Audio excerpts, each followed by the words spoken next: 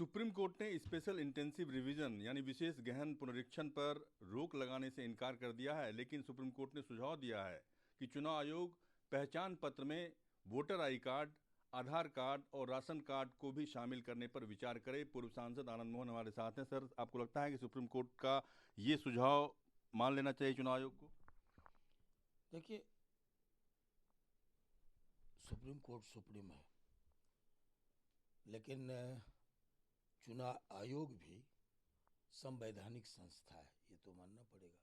उन्होंने तो साफ कहा है, सुप्रीम कोर्ट ने कहा है कि जो सुप्रीम कोर्ट को करना चाहिए, जो उनका विशेषाधिकार है, उस पर कोई हम रोक नहीं लगा सकते हैं। लेकिन जो जो आयोग को नहीं करना चाहिए, उन्होंने कहा कि आयोग को जो करना चाहिए, जो उनका क्षेत्राधिकार है, उस पर मेरा कोई हस्तक्षेप नहीं है। लेकिन आयोग को जो नहीं करना चाहिए, अगर वो करना चाहेंगे तो मैं रोकूंगा। सर्वोच्च संस्था है, रोक ही सकते हैं, सलाह भी दे सकते हैं सरकारों को भी। तो जहाँ भी संविधान का लगेगा कि उल्लंघन हो रहा है। लेकिन एक बात मैं कहना चाहता हूँ कि उन्होंने रोक भी नहीं लगाया। जो याचिकाएं आई पार्टियों की तरफ से 10 पार्टियां, तो उसके अनुसार तो रोक तो नहीं लगा, पुनरीक्षण का काम तो चल रहा है।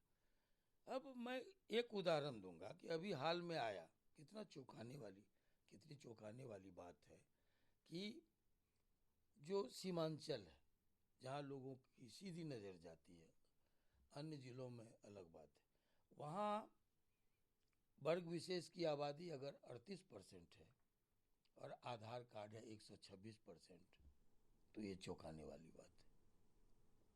अगर किसी की आबादी किशनगंज में 48% है और आधार कार्ड आपको 122% है, तो ये चौंकाने वाली बात है।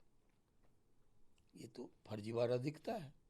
तो आपको लगता लोग है पकड़े जा रहे हैं। आपको लगता है कि किसी भी कीमत पर हम जो विदेशी नागरिक है, अगर पड़ोसी राष्ट्रों से, न केवल बांग्लादेश, पाकिस्तान हो, चाहे वो नेपाल हो, चाहे वो भूटान हो, ये दोहरी नागरिकता रखेंगे तो ये तो अच्छी बात नहीं है। बार बार और इतना ही नहीं, एक व्यक्ति अपने ससुराल में भी वोटर है और ननिहाल में भी वोटर है, गांव में भी वोटर है। एक ही लोकसभा में हम 2 जगह वोटर हैं। देश में ये आम बात है कि हम बिहार में भी वोटर हैं और दिल्ली में भी वोटर हैं। दिल्ली से वोट गिरा के जाएंगे, बिहार में जाके वोट करेंगे।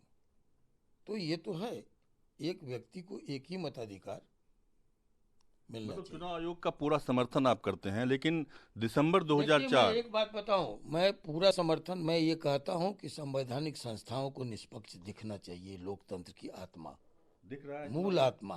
अगर ये नहीं दिखता है तो गलत है, अगर दिखता है तो इस पर प्रश्न चिन्ह भी खड़ा नहीं होना चाहिए। टीएन शेषन ने दिखाया कि एक रीढ़ वाले व्यक्ति ने आके दिखाया, चंद्रशेखर जी की सरकार थी और चंद्रशेखर जी के जो चुनाव अभिकर्ता थे वो बलिया में भागते नजर आए।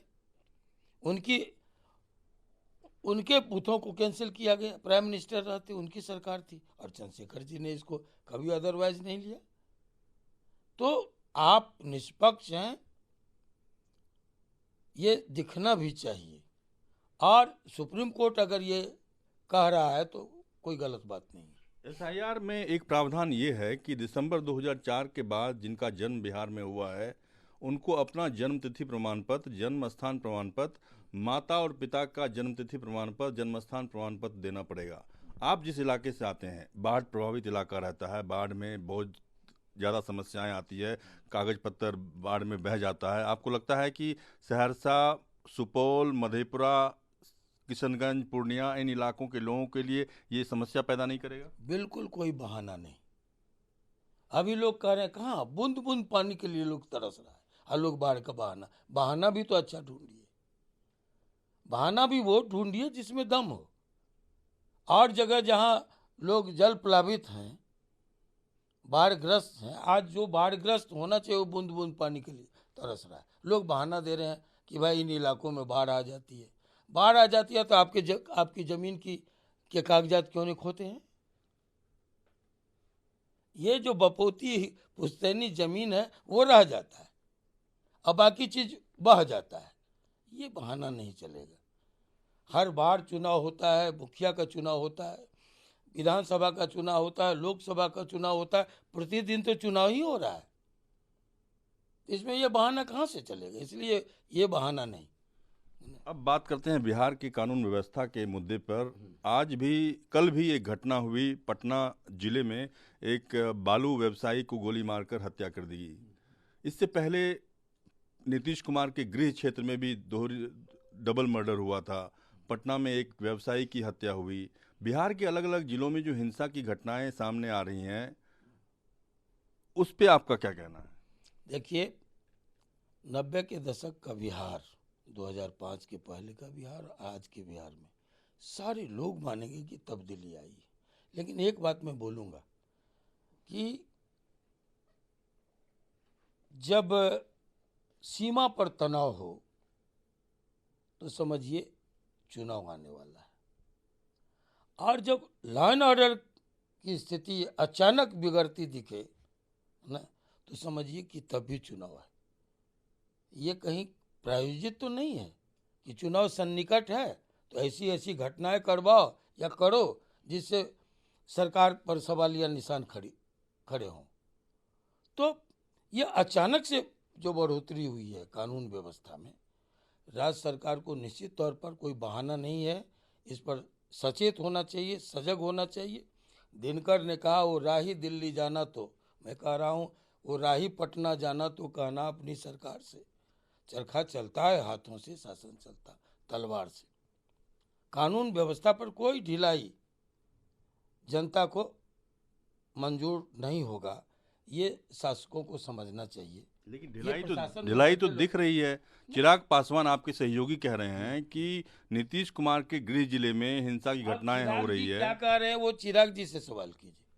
हमसे जो संबंधित बातें हैं वो हमसे कीजिए, बेहतर यही होगा। आप क्लीन चिट दे रहे हैं? नहीं, क्लीन चिट आपको हमने जो एक शायरी के माध्यम से कुछ बातें कही तो वो क्लीन चिट था क्या? वो राही पटना जाना तो कहना अपनी सरकार से, चरखा चलता है हाथों से, शासन चलता तलवार से, ये क्लीन चिट नहीं है। ये कह रहा है कि आप सचेत होइए, सजग होइए। कोई बहाना अपोजिशन आपको नहीं देने जा रहा है। लेकिन मैं मानता हूं कि चुनाव के समय अचानक अगर करप्शन दिखने लगे, चुनाव के समय अचानक अगर अपराध दिखने लगे, तो कहीं ये प्रायोजित भी तो नहीं है। और अगर प्रायोजित भी है तो किसको सजग होना चाहिए, किसको सचेत होना चाहिए, किसको रोकथाम की जिम्मेवारी है, किस काम के लिए आपको भेजा गया? आप सोचिए इस पर। एक आखिरी सवाल, अब बिहार में कि पटना में एक बात मैं फिर कहूँगा, दो बातें बड़ी तेज। एक व्यक्ति संविधान लेके निकला है हाथ हिलाते हुए, संविधान बचाओ, और दूसरा कहता है कानून और व्यवस्था चौपट है ना। ये तो ऐसा है जैसे चलनी दोष दे सूप को, है ना। जिसके राज्य में 15 वर्षों में, 1.5 दशक में पलायन, रंगदारी, वसूली, अपहरण, फिरौती, जनसंहार, नरसंहार, अपराध, ये जीवन का हिस्सा बन गया था, बिहार का नसीब बन गया था, नसीब से चिपक गया था। आज वो कानून व्यवस्था का सवाल खड़ा कर रहे। करने का अधिकार है, इसलिए कि नेता प्रतिपक्ष है। आज एक व्यक्ति जो अपने विरासत को, अपने इतिहास में अगर झांके, तो सबसे ज्यादा संविधान के साथ रेप किसके शासनकाल में हुआ? सबसे ज्यादा संशोधन किसके कार्यकाल में हुआ? इमरजेंसी कब थोपी गई? किसके राज्य में? कौन पूरे जेल को कारागार में तब्दील कर दिया था? किसने? आप अभिव्यक्ति की आज़ादी, मीडिया, चौथा स्तंभ जो लोकतंत्र का, उस पर सेंसरशिप की तलवार लटका दिया था? किसने सुप्रीम कोर्ट के दरवाजे पर बंदूक का पहरा बिठा दिया था? न्यायपालिका कैद हो गई थी। ये सब किसके राज में हुआ? जिसके राज में हुआ वो सबसे आगे बढ़ के संविधान बचाओ का नारा दे रहा है। आप राहुल गांधी तेजस्वी यादव का जिक्र कर रहे हैं। एक वीडियो काफ़ी वायरल हुआ है हाल के दिनों में, जब राहुल गांधी तेजस्वी यादव एक गाड़ी पे सवार थे और पप्पू यादव कन्हैया कुमार को एंट्री वहां पे नहीं मिली। आपको लगता है कि पप्पू यादव को भी सोचना चाहिए दोबारा अपनी राजनीति पे, जिस देखिए, तरीके से उनका अपमान हुआ? ये कुछ लोगों को लगातार असुरक्षा का एहसास डरा रहा है और उसी के तहत ये घटना घटी है। मैं तो देख चुका हूं ना, जब चेतन वहां थे और चेतन को भी प्रोजेक्ट करने, कोई नहीं चाहता था कि प्रोजेक्ट हो, आनंद मोहन का बेटा है, निकलेगा, लोकप्रिय हो जाएगा, तो ये तो मैं देख चुका हूं ये सब। और आज कन्हैया कुमार हो कि पप्पू यादव हो, सबसे पहले तो मैं कहूँगा उन दोनों को कि स्वाभिमान, अगर राजनीति कोई करे तो स्वाभिमान को ताक पर रख करके नहीं करनी चाहिए। हम लोग चंद्रशेखर जी के शिष्य हैं। अगर नाम नहीं होगा वहाँ जाने की कोशिश भी नहीं करेंगे, झांकेंगे भी नहीं। जो नहीं पूछेगा वहाँ जाने का कोई सवाल नहीं है। आप अपने अपमान को स्वयं आमंत्रित कीजिए। आप पता तो लगाइए कि उस पर आपका नाम है कि नहीं, ट्रक पर, मंच पर। आप जाने के लिए जा रहे हैं और आपको रोका जा रहा है। ये जो तस्वीरें, और अगर आप गए और आपको अपमानजनक स्थिति का सामना करना पड़ा तो फिर सफाई मत दीजिए। सफाई देकर के हल्का मत बनिए। तो ये तो जो असुरक्षा का एहसास है, उसका जो डर है, उसका जो खौफ है, एक व्यक्ति को जो सता रहा है, उसका नतीजा है ये अपमानजनक स्थिति दोनों के साथ जो हुई। दोनों का अपना गट्स है, अपनी प्रतिभा है, अपनी क्षमता है। अगर ये बंद में किसी का भी बढ़ चढ़ करके योगदान होगा तो इन दोनों का ज़्यादा होगा, मैं ऐसा मानता हूँ। फिर इस तरह का अपमान तो नुकसानदेह है, महागठबंधन की सेहत के लिए नुकसानदेह है। धन्यवाद। हमसे बातचीत के लिए कैमरा पर्सन राणा के साथ रमन कुमार, दिल्ली न्यूज़ 24।